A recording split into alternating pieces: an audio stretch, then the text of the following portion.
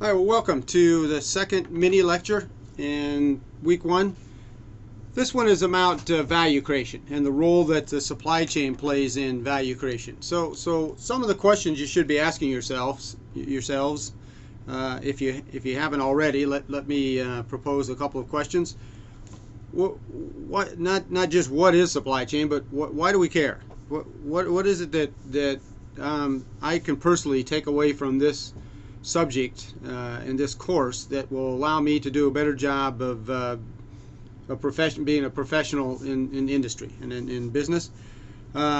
What can it do? What can supply chain do for an organization? I mean, why do I care? Who are the industry leaders, and what do they do differently? What distinguishes an advanced supply chain from one that is just an average supply chain? And those are all good questions, and I encourage you to discuss those in the content discussion for week one about your impressions of supply chains and your own personal, explore your own personal value proposition of what you believe you can get out of this course.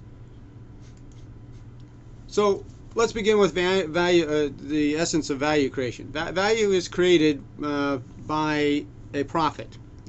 It's not the only determination, as I'll show you in a minute, but it is a prerequisite for value creation is to make a profit. So how do we make a profit? Well, the supply chain contributes manipulating and processing raw materials into finished products and then delivering those and then servicing those products after the delivery to customers.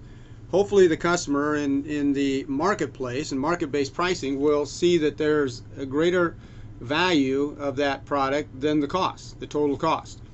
And actually the two are not related. The fact that it is a high cost item doesn't necessarily mean that the market is going to see that as a high priced item. And of course, if the market sees the price lower than total cost, we have a loss. But hopefully the market supports a price that's above the total cost, so we end up in a profit zone. First priority to create profit. A second priority is to provide good customer service. This survey places came up with some pretty interesting findings in that it looked at the opportunities for professional buyers and the reasons why they buy from certain suppliers. So 8 supplier characteristics. They had 100 points to which they could vote on the characteristics. It's probably not it's understandable or not earth-shaking that they pick product or service quality first. The fact they pick price as 5th might be sort of surprising, but when we get to the study of supply management and purchasing, we'll find out that price is just one aspect of total cost, so price can be slightly diminished in its single factor relevance. But if you took price as the cost and product or service quality as the product, which would most likely be the two that you would probably say would be the majority of the relevance to why you buy from the supplier. But if you add these together from the professional buyer's point of view, it's only a third, roughly 33 points out of 100.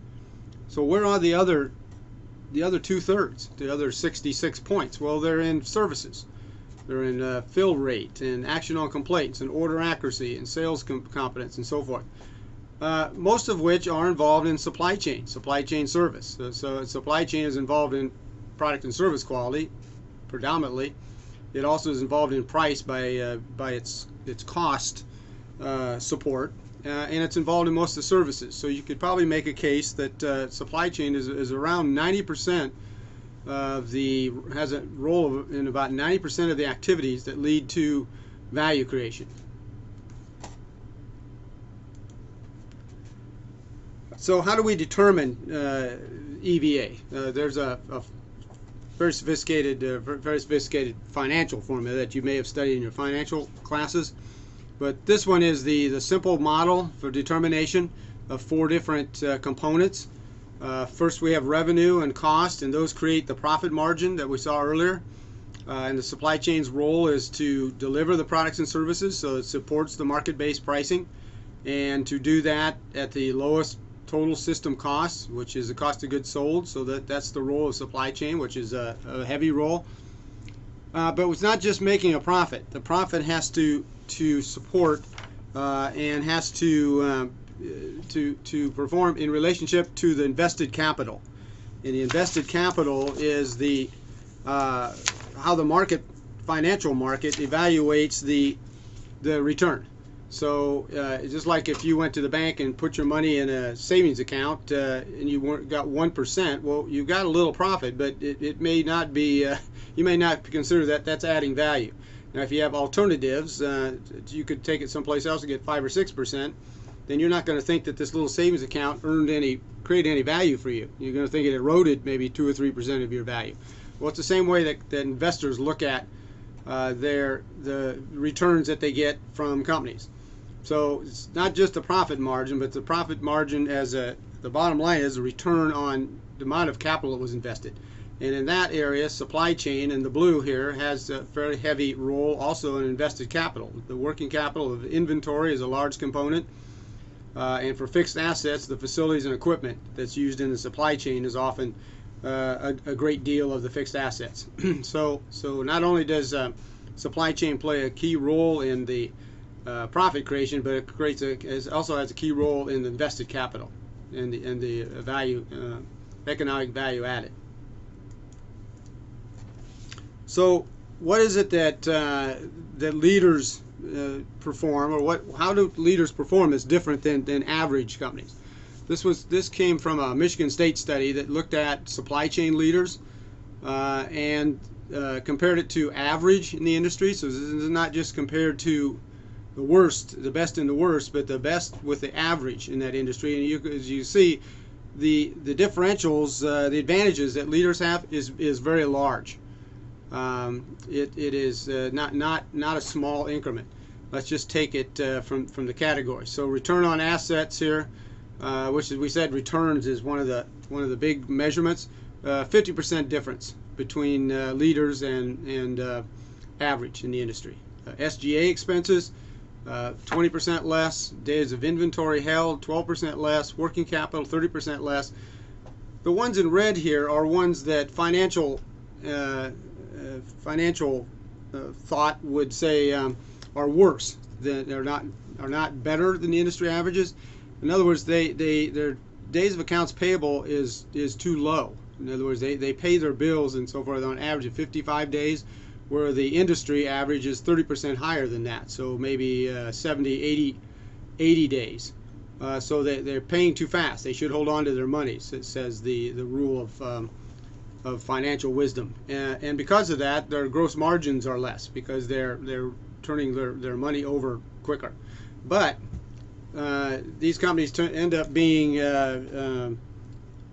penny foolish but dollar wise, because at the bottom line of the net margin, which is the profit margin, they are 43% better, and a good deal of that is due to the fact that the suppliers who are getting paid faster give them better service. They give them better quality products. They're more responsive. They're going to make sure they get good service because they know they're going to get paid. So this ends up being a very wise decision, even though the financial measurement might say that it's not. And the total bottom line, which is market value, the capitalization, is almost 50% higher. So all of these things tell you that leaders of supply chains have a huge performance advantage over average companies.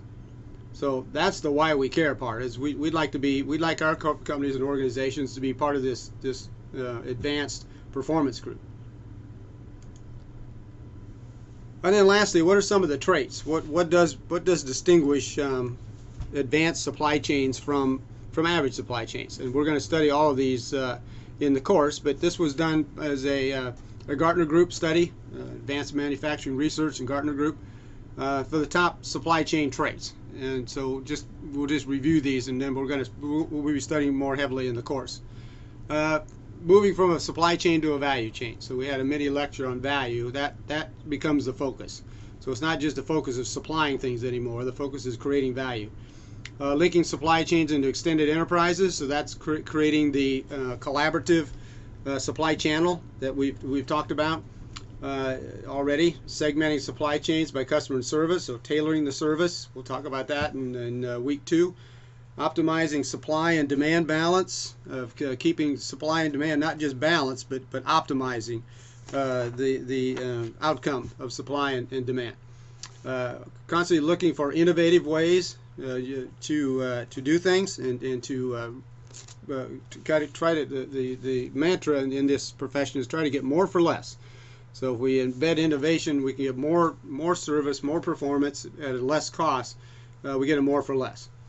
We will measure everything. We'll use that as a basis for performance improvement. We'll talk about that in the second half of the course. And finally, we adopt value-added technology. So we're constantly looking for being a pioneer to lead the role, become a leader in supply chain, which then gets us to those high performance areas. Okay, so these are some of the things that we'll be studying in the course. And again, you can please enter into the week 1 content discussion about these. Maybe you've seen some supply chains that you thought were leaders and mentioned them, and we'll talk about the traits and what differentiates them. And then later in the course, we'll learn how to create these sorts of performance advantages for competitive advantage. Thank you. This is the end.